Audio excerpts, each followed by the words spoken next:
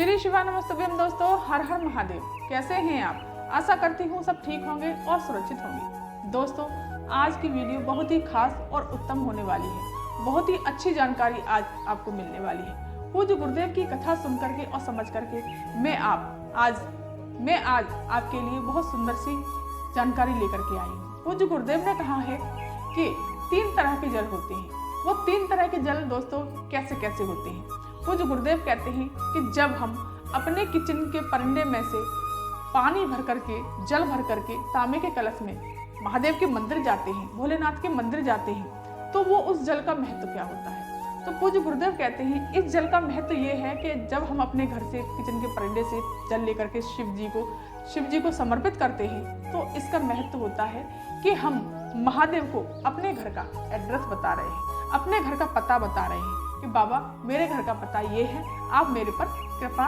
और अपनी कृपा दृष्टि मेरे पर रखिए।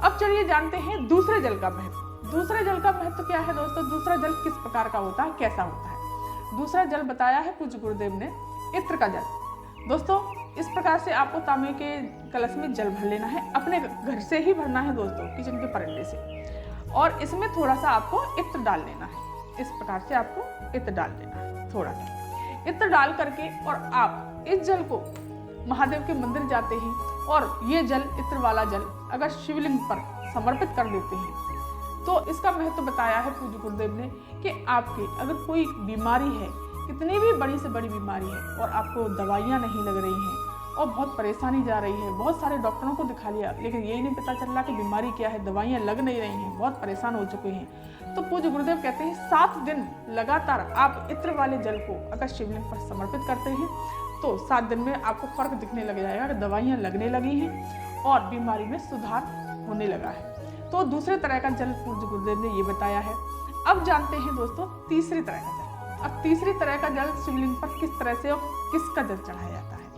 तीसरी तरह का जल बताया है पूज्य गुरुदेव ने, बेलपत्री का जल। जैसे कि ये बेलपत्री है, आपको तांबे का कलश लेना है और उसमें भी जल भर लेना है आपको अपने घर से परंडे में से। वो जल भर करके आपको ये बेलपत्री आपको इसी कलश में आपको डाल लेनी है और सीधे पहुंच जाना है देवाधिदेव महादेव के शिव मंदिर। शिव मंदिर पहुंचना है और ये इसका महत्व बताया है पूज्य गुरुदेव ने। आपके कोई हृदय की कामना है, आपके कोई मन की इच्छा है या कोई मनोकामना है, तो आप इस जल को अगर आप समर्पित करते हैं शिवलिंग पर, तो दोस्तों ये कहा है पूज्य गुरुदेव, आपको अपने मन से, दिल से कोई बात कहनी नहीं है, बाबा से कहने की आपको जरूरत ही नहीं पड़ेगी। आपको सिर्फ बेलपत्री का जल समर्पित करने से ही मेरे महादेव समझ जाएंगे और आपके मन की बात को सुन करके वो आपकी इच्छा और मनोकामना को जरूर पूरा करेंगे। तो पूज्य गुरुदेव कहते हैं कि कभी भी आपके हृदय में कोई भी विशेष मनोकामना है जो पूरी नहीं हो रही है, तो आप डेली अगर जल चढ़ाते हैं, डेली मंदिर जाते हैं, तो बेलपत्री डालकर शिवलिंग पर जल चढ़ाना चालू कर दीजिए। तो दोस्तों, ये 3 तरह के जल, बहुत सुंदर जल बताए हैं। आपको शिवलिंग के पास जाकर दोबारा से कह रही हूँ दोस्तों, आपको कुछ कहना ही नहीं है, बस आपको जल समर्पित कर देना है। मेरा महादेव अपने आप समझ जाएगा कि आपको क्या कहना है।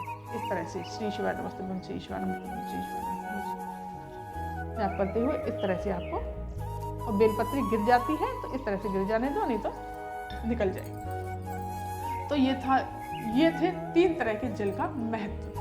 तो दोस्तों, ये थी जानकारी आज की। अगर ये जानकारी, ये वीडियो आपको अच्छा लगा हो, पसंद आया हो, तो मेरे चैनल को सब्सक्राइब कीजिए, वीडियो को लाइक कीजिए और कमेंट में श्री शिवाय नमस्तुभ्यम अवश्य लिखिए। धन्यवाद।